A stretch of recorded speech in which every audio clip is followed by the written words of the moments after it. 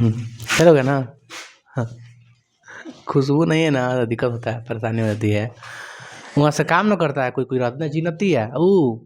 चांदनी चांदनी सब देखती है, सब कैमरा वगैरह का हंसी में जा रहा था। हम भी हंसाने आता है हम लोग को। का जी, क्या नाम है उसका? अथी मनराकाशवा किसको बोलते हैं? वो अब चेंज होगा, मनराकाश चेंज होगा, समझ लीजिए आप। खैर देखो बाबू, कल हम आप लोग को 6.4 पढ़ा दिए थे ना। तो 6.4 में थ्योरी था 6.4 का। उसमें थ्योरी क्या था? वो साइड साइड साइड साइड हम लोग सिद्ध किए थे। जब दो त्रिभुज की जब दो त्रिभुज की संगत कोण बराबर हो तो त्रिभुज क्या होते हैं? जब दो त्रिभुज की उस संगत कोण बराबर होते हैं तो दोनों त्रिभुज क्या होता है? समरूप होता है। जब दो त्रिभुज की संगत भुजाएं समानुपाती होती है, दोनों त्रिभुज क्या होता है? समरूप होता है ना? एक रह गया आप लोग का, कल बताए थे कि समरूप के लिए 3 कंडीशन 4 कंडीशन बताए थे। पहला कंडीशन क्या बताते थे? Angle angle angle. और डबल भी एंगल अगर बराबर रहे तो भी क्या है? समरूप है। दूसरा क्या बताते हैं? साइड साइड साइड, तीनों साइड। तीसरा रह गया था कौन? Side angle side. वही हम लोग को सीखना है आज। तो यानी प्रमेय क पॉइंट का है? 6.5 है ना? समरूपता का प्रमेय देखिएगा बाबू, सब आ रहा है कि नहीं?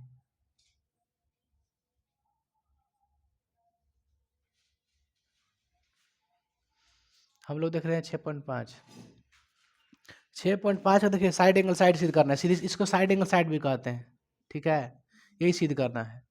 कहने का मतलब यह है, क्वेश्चन क्या दिया आप लोग का कि दो त्रिभुज है। ठीक है, दो त्रिभुज है जिसका एक कोण क्या है? बराबर है। ठीक ना? हम क्या बोल रहे हैं? दो त्रिभुज दिया है और इसका एक कोण विलोम मान लीजिए ई वाला है। ये जो कोण है ना, क्या है? बराबर है। तथा इन दोनों त्रिभुज के जो कोण बराबर है, इस कोण के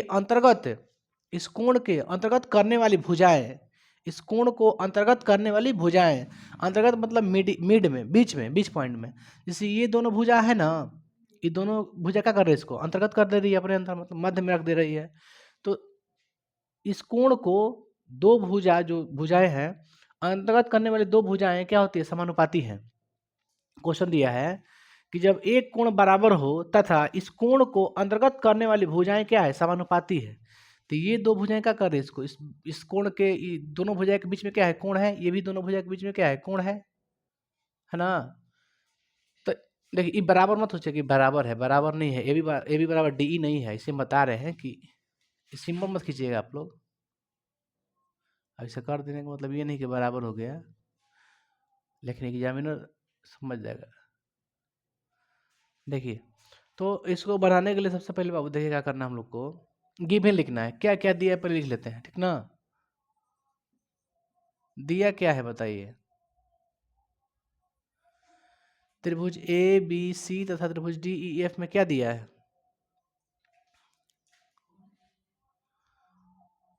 दो त्रिभुज।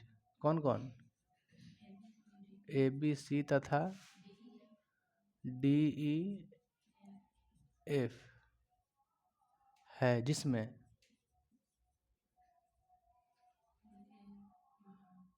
क्या लिखते हैं बाबू? कोण ए बराबर है कोण डी के है। और क्या कह रहा है कि इसकी संगत भुजाएं समानुपाती है, जो इसको अंतर्गत कर रही है। माने जब कोण, जिस भुजा के कोण, ये जो कोण है जिस भुजा के बीच में है, दोनों भुजा क्या है? समानुपाती है दूसरे त्रिभुज के। यानी ए बी बटा क्या है? डी ई है, बराबर है ए सी बटा डी एफ। यस, यहाँ तक समझ में आ रही है कि दोनों भुजा क्या है? समानुपाती है। अच्छा, सिद्ध क्या करना है बताइए? सिद्ध करना है कि दोनों त्रिभुज क्या है? समरूप है, यही ना सिद्ध करना है। त्रिभुज ए बी सी, त्रिभुज डी ई एफ, ना? एक कोण बराबर है, दो भुजा क्या है? समानुपाती है। तो ये त्रिभुज समरूप है, यही नहीं पूछ रहा है? ये त्रिभुज समरूप है। तो ए बी सी समरूप त्रिभुज डी ई एफ लाना है आपको। कुछ रचना करना पड़ेगा मेरे भाई। रचना पहले भी आप लोग को 6.3 में बता दिए हैं। रचना बताइए क्या करें? रचना देखिए, ए बी के बराबर हमको यहाँ पे कोई भुजा लेना है, इक्वल लेना है। तो अब देखिए, यानी कि कहने ए बी जो है ना बराबर नहीं है डी ई के, क्योंकि ए बी का आपको देखने से भी लग रहा है कुछ छोटा ही कुछ बड़ा है ना। तो ए बी के एकदम बराबर ही इस यहाँ पे कोई पॉइंट ले लेते हैं। मान लो यहाँ पे कोई पॉइंट ले लेते हैं, एम ले लेते हैं, ठीक है। और यहाँ पे क्या लेते हैं, एन ले लेते हैं। देखिए हमने क्या लिया, ए बी बराबर डी एम, ए बी बराबर डी एम तथा ए सी बराबर डी एन। अरे यार छोटा एन ले रहे हैं, एम एन ले लिए।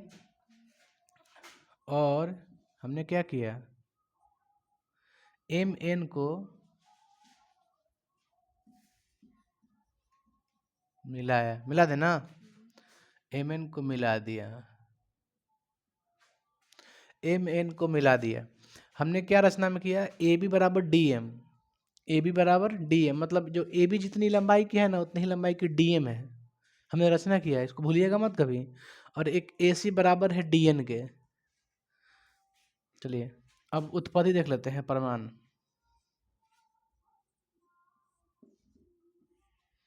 क्या लिखें बताइए, तो कहिएगा कि दोनों त्रिभुज क्या कीजिए, पहले सराक्षम कर लेते हैं इसको। कोई दिक्कत है आप लोग को, त्रिभुज ए बी सी तथा त्रिभुज डी एम एन में चलते हैं, चलो त्रिभुज ए बी सी तथा त्रिभुज डी एम एन में कुछ बराबर है, बताइए।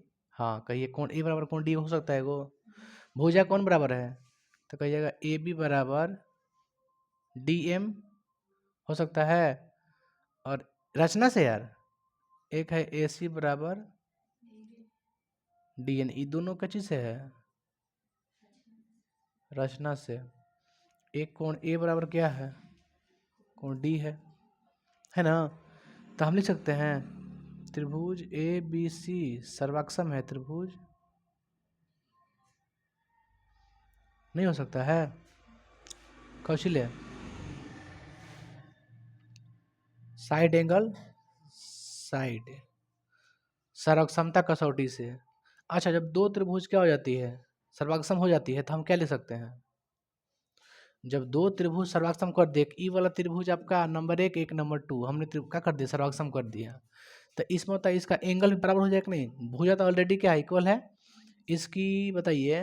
तो ये दोनों त्रिभुज जो है आपका, इसकी कोण बराबर होगा ना, अब क्यों सर्वाक्षम हो गया। तो हम क्या ले सकते हैं कि कोण बी बराबर, ठीक है ना, यहाँ तक देखो तो कोण बी बराबर क्या होगा, कोण एम। देखिए कैसे, सुनो, ए बी सी त्रिभुज डी एम एन, हम दोनों त्रिभुज को तुलना करें, सर्वाक्षम किए ना दोनों में, तो दोनों के सर्वाक्षम हो गया जब, तो जितना बचा है कोण बचा है ना, ये सब का हो जाएगा बराबर, जितने भुजाएं हैं सब बराबर हो जाती है। तो याद रखिए कोण बी बराबर क्या हो गया, कोण एम। और बताइए कुछ, कोण सी बराबर कोण एन होता है, ठीक ना। चलिए आप चलते हैं समीकरण फर्स्ट, देखिए जो दिया में लिखे ना इसको मान लेते हैं समीकरण फर्स्ट, हाँ चूंकि समीकरण फर्स्ट से क्या दिया है, ए बी बटा डी ई बराबर ए सी बटा डी एफ, है ना।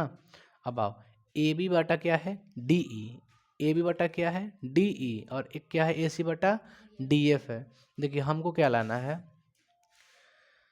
अच्छा ये बता छोड़िए ना, ए बी के स्थान पे हम क्या लिख सकते हैं, डी एम लिख सकते हैं,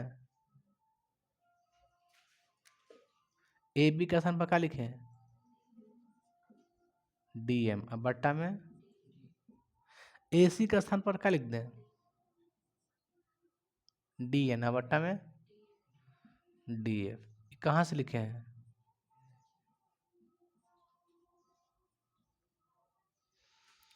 बाबू रे देखिए हमको लाना क्या है, हमको लाना सुनिए क्या, अभी क्या आया आपको, देखिए तो आया है डी एम बटा डी ई।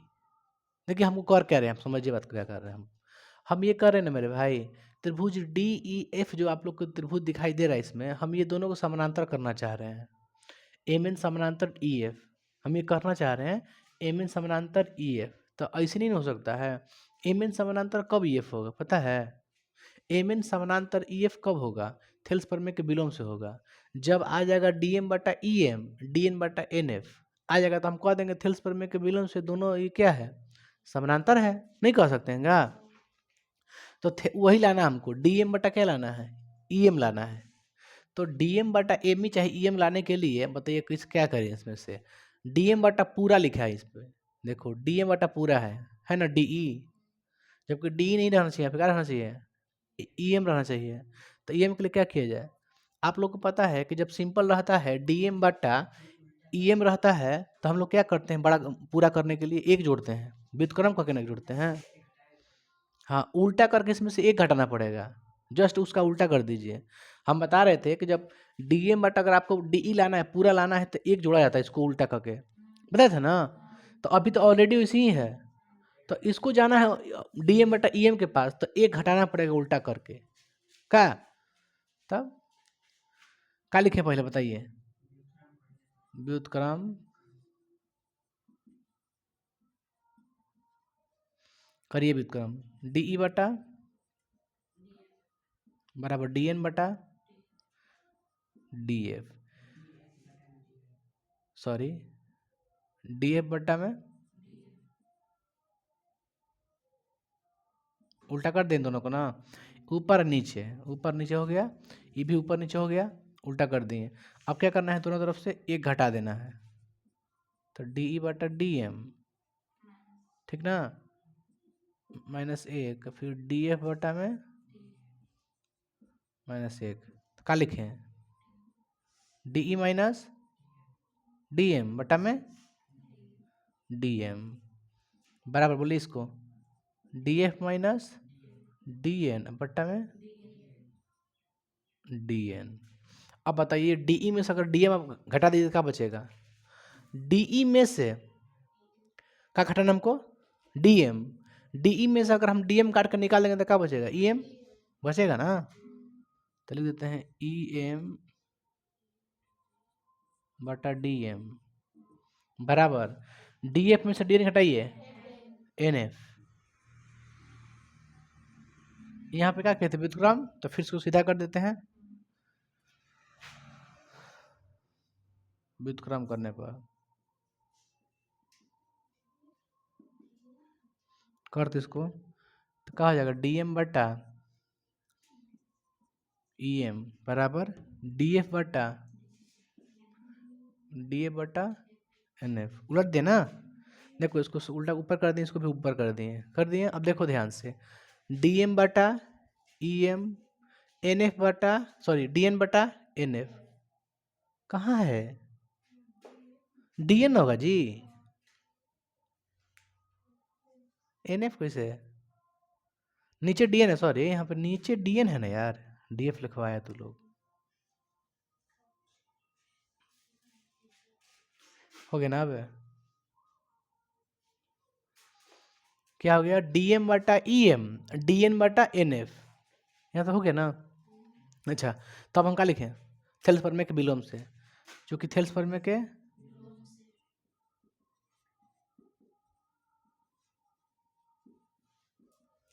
ठीक है ना, थेल्स प्रमेय के विलोम से यहाँ तक, थेल्स प्रमेय के विलोम से। देखिए बाबू, देखिए इधर लिख देते हैं ना, ना यहीं पे लिखते हैं बाबू, छोड़ दो, स्पेस नहीं बचता है ना मेरे भाई, तो बड़ा परेशानियां उठानी पड़ती हैं।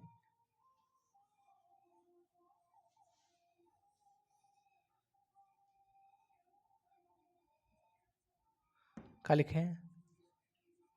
थेल्स प्रमेय के विलोम से, हो गया ना।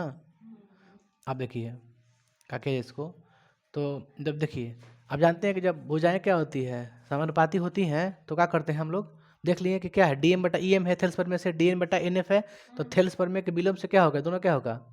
समानांतर। एम एन समानांतर सब पीछे से देख लीजिएगा आप लोग, जिसको नहीं समझ में आएगा वीडियो सब डाला गया है टोटल बढ़िया समझा के। एम एन समानांतर ई एफ हो गया थेल्सपर्मे के विलोम से। अब बताइए, जब दो भुजाएं समानांतर होती हैं, जब दो भुजाएं समानांतर होती हैं तो एक तीसरी रेखा जब काटती है दोनों रेखा को, तो इसमें बताइए संगत कोण कौन बनता है? ई वाला जो कोण है ना इस कोण के बराबर हो जाता है संगत कोण से। ई वाला जो कोण है ना इस कोण के बराबर होता है संगत कोण से। ई वाला जो कोण है ना ई वाला कोण के संगत कोण होता है। ई वाला कोण ई नीचे वाला कोण के संगत होता है। संगत कोण से क्या होता है? बराबर। तो यहाँ पर देखिए हम लिख सकते हैं क्या कि दो को भुजा क्या हो गया? समानांतर हो गया ना रेखा। ये जो है ना तिरछी रेखा है, ये तिर्यक रेखा है, ठीक। तो ये जो कोण है ना आपका एम, ई का क्या होगा? बराबर। कोण एम बराबर कोण ई। अब बताइए क्या लिखें? कोण एन बराबर एफ, कौची ले? संगत कोण से। हो गया ना यहाँ तक? हो सकता है। अब बताइए आप लोग, जब तीनों भुजाएं, तीनों देखिए, जब दो त्रिभुज की अगर इसके संगत कोण बराबर हो जाएंगे तो दोनों त्रिभुज क्या हो जाएगा? समरूप हो जाएगा ना। तो देखिए एम बराबर ई हो गया, एन बराबर एफ हो गया, एन बराबर एफ हो गया। अच्छा ये बताइए, जो आपका कोण एम है बराबर कोण ई है, कोण एन है जो एफ के है। अच्छा कोण बी किसके बराबर है? कोण एम के बराबर है। तो अगर कोण बी कोण एम के बराबर है तो कोण बी कोण ई के बराबर नहीं हो सकता है अब, क्योंकि बराबर हो गया। देखिए आइए यहाँ पर देखिए, यहाँ पे देखिए एक नज़र, यहाँ पे झाँकिए, है ना। कोण बी बराबर क्या है? कोण एम है। और वहाँ पे क्या है? देखिए कोण एम बराबर कोण ई दिया है, दिया ना। तो ध्यान दीजिए कि ई के बराबर, देखिए जब कोण एम बराबर तो कोण बी बराबर कोण ई भी बराबर हो सकता है। दोनों के एक साइड से हम कर दें, दोनों को एक साइड कर दें। देखिए नहीं समझ में आ रहा आपको? आ रहा है आप लोग को परेशानियां ना हो।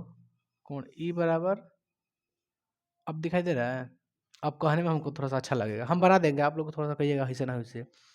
कोण एम बराबर है कोण एम की, यानी आर एच एस क्या है? बराबर है।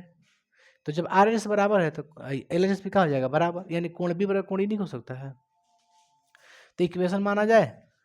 देखिए इक्वेशन मान लेते हैं इसको, क्या दिक्कत है हमको?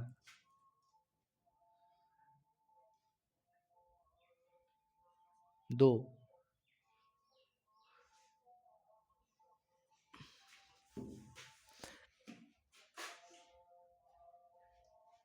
ये समीकरण का दो है, ठीक है। ये समीकरण क्या है? दो है, ठीक है। यहाँ तक है समीकरण दो से। देख भाई घबराइएगा मत, कहाँ कहाँ लिखा है समीकरण दो से। आइए इसके बाद यहाँ से हम बना रहे हैं, ठीक ना। समीकरण दो से क्या लिखा जाए? कोण बी बराबर कोण ई, कोण बी बराबर कोण ई। अब बताइए अगला, इसको मान लेते हैं समीकरण तीन। अब जैसे चूंकि समीकरण तीन से, समीकरण तीन से बताइए तो इसको भी सीधा कर दें। लो अब बताइए, कोण एन क्या है? आर एच एस क्या है? बराबर। तो एल एच एस भी क्या होगा? तो कोण सी बराबर क्या लिखे हैं? कोण एफ। अब दोनों त्रिभुज का आप लोग तन से गौर से देखिए, कोण ए बराबर कोण डी तो ऑलरेडी है, कोण बी बराबर कोण ई हो गया, और कोण सी बराबर कोण एफ हो गया ना। यानी तीनों कोण क्या हो गया? बराबर। जब तीनों कोण बराबर हो गया तो हम क्या कह सकते हैं?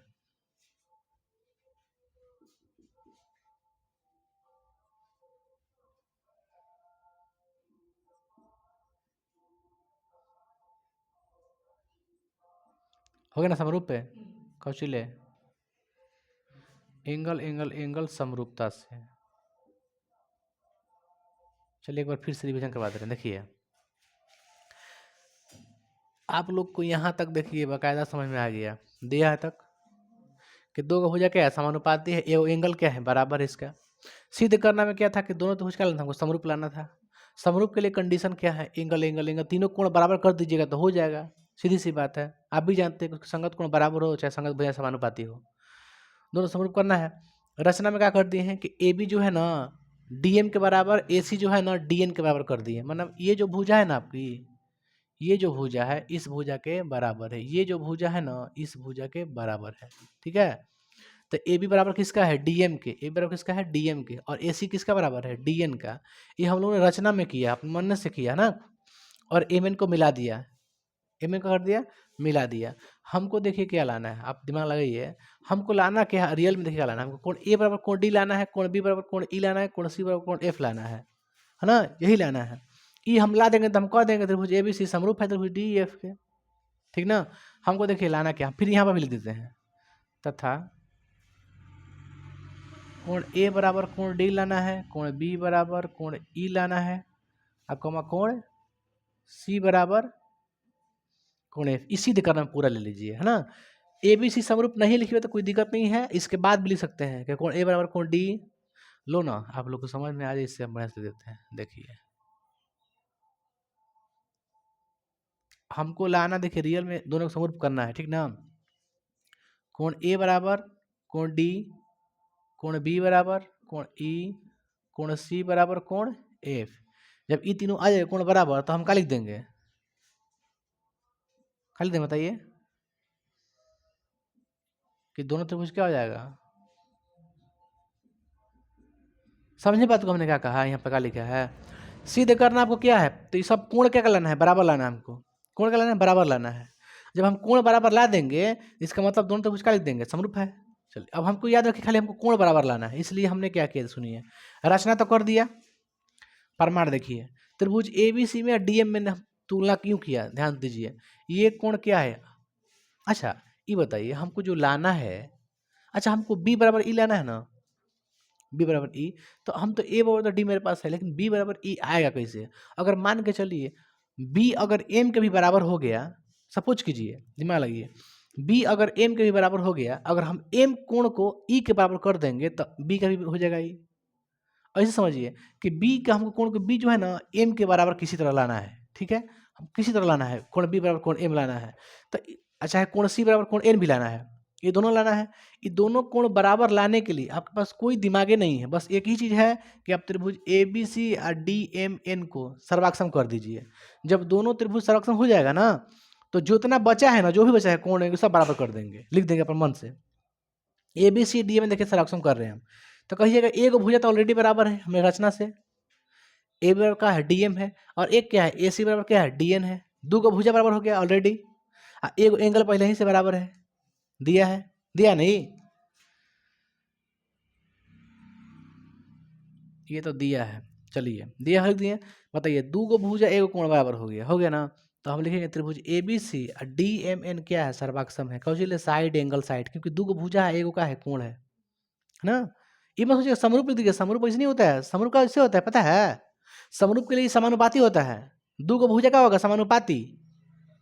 अब याद रखिएगा दिमाग में कि साइड एंगल साइड अगर भुजा देखिए बराबर किए हैं, क्या किए हैं, भाई कोणवा तो चल जाएगा, कोणवा तो चल जाएगा, ये मत सोचिएगा कि तो समरूप के लिए नियम बताए, अरे भाई ठीक है समरूप के लिए बताए हैं हम मानते हैं, लेकिन देखिए भुजा हम बराबर करके लिखे हैं, हम कहाँ लिखे हैं, ए बटा डी एम ए सी बटा डी एन के बराबर है लिखे हैं, तो समरूप के लिए समानुपाती लिखा जाता है, ये समरूप नहीं कर रहे हैं, क्या कर रहे हैं, सर्वाक्षम सब बराबर कर रहे हैं, बराबर है कि नहीं, और उसमें बराबर नहीं देखा जाता है बराबर है कि नहीं, बस ये देखा जाता है कि दोनों का रूप एक ही है कि नहीं है ना। तो देखिए तो दो को भुजा बराबर हो गया, एक दो, एक ऑलरेडी कोण बराबर है, तो ये त्रिभुज दोनों त्रिभुज क्या हो गया, सर्वाक्षम।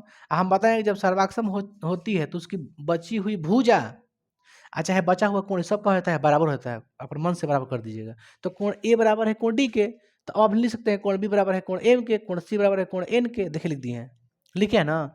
इसको समीकरण 2 मान दिए, इसको समीकरण 3 मान दिए। चलिए हमको देखिए एग्जैक्ट लाना क्या है, हमको देखिए क्या लाना है, हमको लाना है कोण बी बराबर कोण ई लाना है, हमको यही लाना है। तो अभी हमने क्या ला दिया, कोण बी बराबर कोण एम ला दिया। अच्छा कोण बी बराबर जब हम कोण एम ला दिया, तो देखिए अब हमको कोण बी बराबर कोण ई लाना है, तो ई कब आएगा, जब हम एम को ई से अगर बराबर कर देंगे ना, एम और कोण ई अगर बराबर हो जाएगा तो हम कोण बी बराबर कोण ई लिख सकते हैं, कोई परेशानी नहीं है। तो यहाँ से तो हम बराबर कर दिए, कोण बी देखे, कोण बी बराबर कोण एम लिख दिए और कोण सी बराबर कोण एन लिख दिए। अब का हमारा अगला स्टेप क्या है कि हम किस तरह इसको बराबर करें, ई कोण को, ये दोनों कोण को हमको बराबर करना है ना। तो ई कोण को बराबर करने के लिए मान के चलिए संगत कोण है, बराबर करने के लिए सबसे पहले दोनों भुजा क्या होना चाहिए, समानांतर। ये दोनों को बराबर करने के लिए सबसे पहले क्या होना चाहिए, समानांतर होनी चाहिए। समानांतर कैसे किया जाएगा, तो याद रखिएगा समानांतर तबे होगा जब डीएम बटा ईएम बराबर होगा डीएन बटा एनएफ, तभी क्या कहेंगे समानांतर है। और जब ये समानांतर हो जाएगा तो लिख दीजिए कोण एम बराबर कोण ई।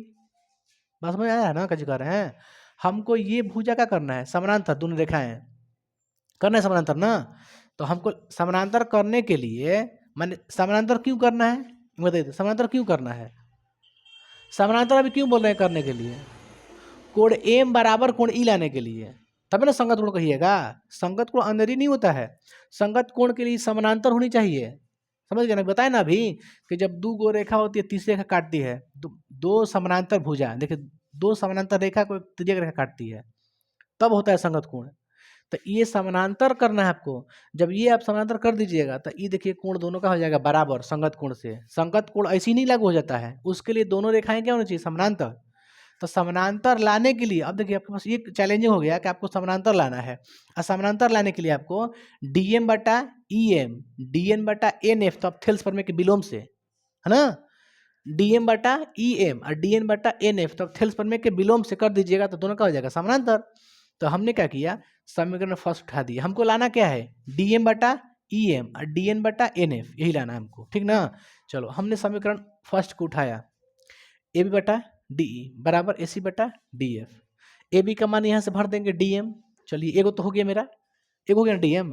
अब नीचे वाला का लाना है, ई एम लाना है, नीचे वाला तो भर नहीं सकते हैं क्योंकि रचना में है नहीं वैसा चीज, तो डी को छोड़ दिए, देखो छोड़ दिया डी का डी ई, ए बी का ए बी हो गया, ए बी का मान का भर दिए यहाँ से डी एम, देखो डी एम लिखे, लिखे ना डी एम, ए सी का मान का लिखे हैं डी एन लिख दिए, लेकिन हाई चेंज तो होगा नहीं क्योंकि रचना से हम कुछ किए नहीं है, इसको छोड़ दिए।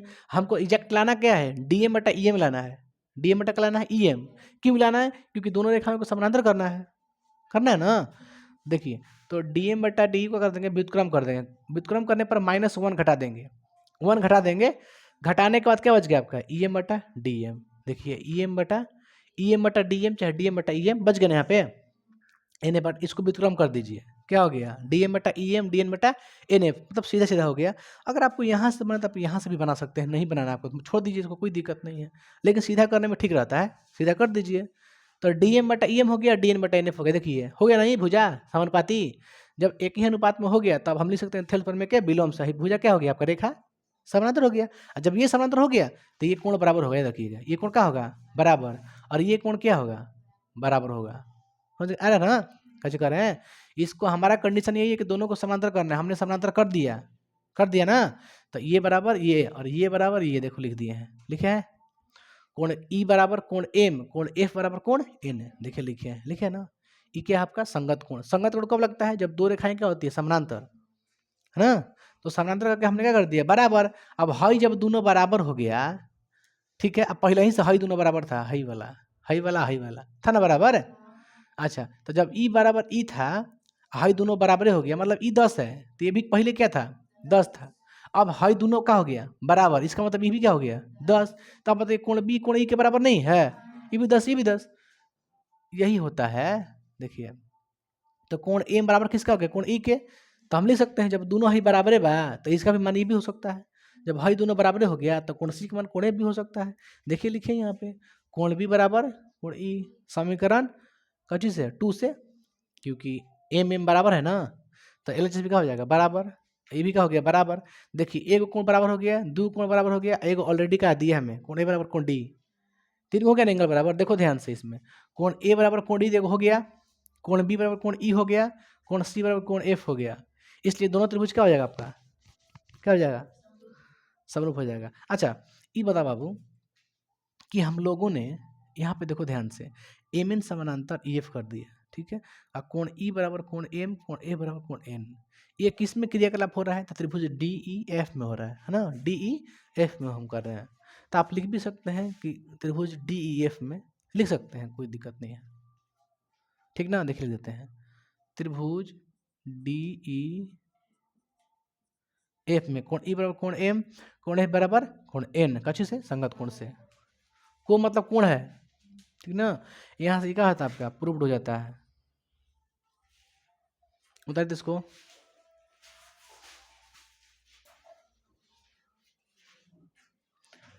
देखिए अब आप लोगों का क्वेश्चन चालू हो गया, ठीक ना। आप लोग अपना निकाल लीजिए कॉपी किताब जितना भी है, आप लोग मिलाते रहिए। देखिए क्वेश्चन यही है ना दोनों ना।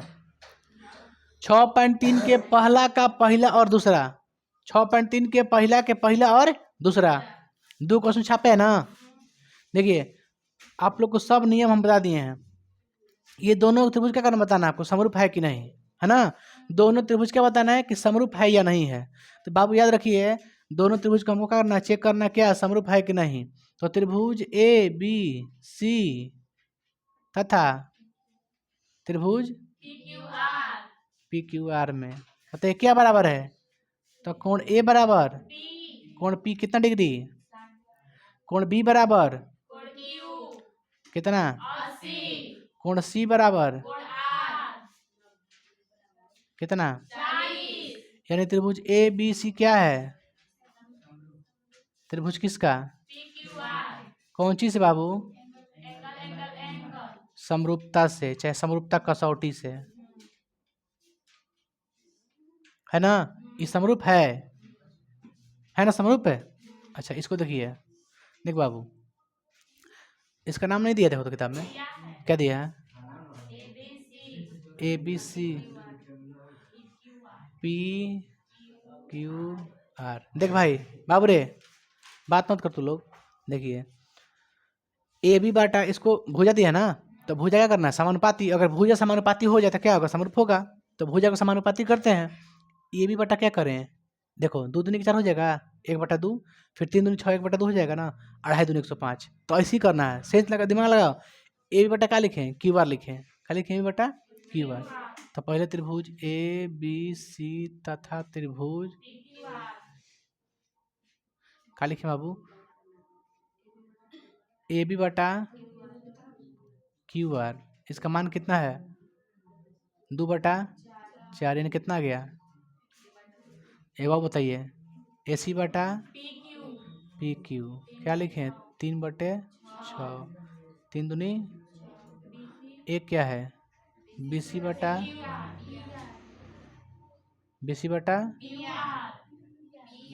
पी आर होगा। 2.5 दूनी 100, 2.5 दूनी 5, 1/2, 1/2, 1/2 तीनों क्या आ गया, 1/2 आ गया ना बाबू। तो हम क्या लिख सकते हैं, तीनों क्या है बराबर, तीनों क्या है बराबर, यानी ए बी बटा क्यू आर बराबर है ए सी बटा पी क्यू बराबर है बी सी बटा पी आर। देखिए संगत भुजाएं क्या है, समानुपाती, संगत भुजाएं क्या है, हाँ समान अनुपात में है ना। तो हम क्या लिख सकते हैं, त्रिभुज ए बी सी समरूप है त्रिभुज कौची ले, साइड साइड साइड समरूपता से, समरूपता कसौटी लिखिए जैसे यहाँ पे हो गया ना। थर्ड को दिखाओ तो थर्ड वाला फिगर बना दें, थर्ड वाला तो फिगर बना देते हैं। भारी है, आसान है, आसान नहीं बाबू। देखिए थर्ड क्या दिया है फिगर आपका, एल एम पी दिया है त्रिभुज को ना, आप लोग बताइएगा एल एम पी मान दिया है कितना 2.7 3 2। दूसरा त्रिभुज क्या है, यहाँ पे देख बना देते हैं डी ई एफ, दिया कितना है 4 6। चलिए अब बताइए आप लोग ध्यान दीजिए, हम पहले क्या लिखेंगे, त्रिभुज एल एम पी तथा त्रिभुज डी ई एफ में लिखेंगे ना, क्या मिलाएंगे, देखेंगे कि 2 दूनी की 4 हो जाएगा, 3 दूनी की 6 ये हो जाएगा, 2.7 दूनी 5 नहीं होगा, यानी दो को भुजा क्या है, दो को भुजा क्या है, दो है ना समानुपाती। देखो ना बाबू ये से देखो एल पी बटा क्या लिखिएगा, देख एल पी बटा डी एफ कितना आ गया 3/6, यानी 1/2। एक और क्या है एम पी बटा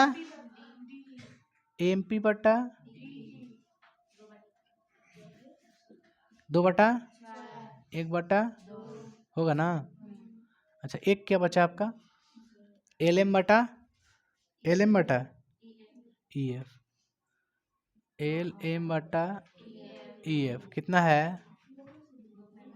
ये तो आएगा नहीं, 1/2 नहीं आएगा, तो हम लिख सकते हैं क्या, LP बटा DF बराबर MP बटा DE बराबर LM बटा EF। काट देना, क्योंकि ये बराबर नहीं है, ये दोनों बराबर, ये बराबर नहीं है, तो ये बताइए इसकी सभी संगत भुजाएं समानुपाती है, सभी संगत भुजाएं समानुपाती है, नहीं ना है, तो क्या लिख देंगे, यह समरूप नहीं है, यह समरूप नहीं है बाबू, यहाँ तक आ रहा है ना, है बोला यह समरूप नहीं है, याद रखिएगा, ये दोनों भुजाएं त्रिभुज क्या है, समरूप नहीं है, आप आंसर लिख दीजिएगा, समरूप नहीं है। इसको मिटा के आगे बताते हैं।